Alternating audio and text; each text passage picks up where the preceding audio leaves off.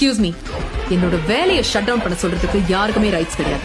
Because it's my passion, my hard work and my self respect.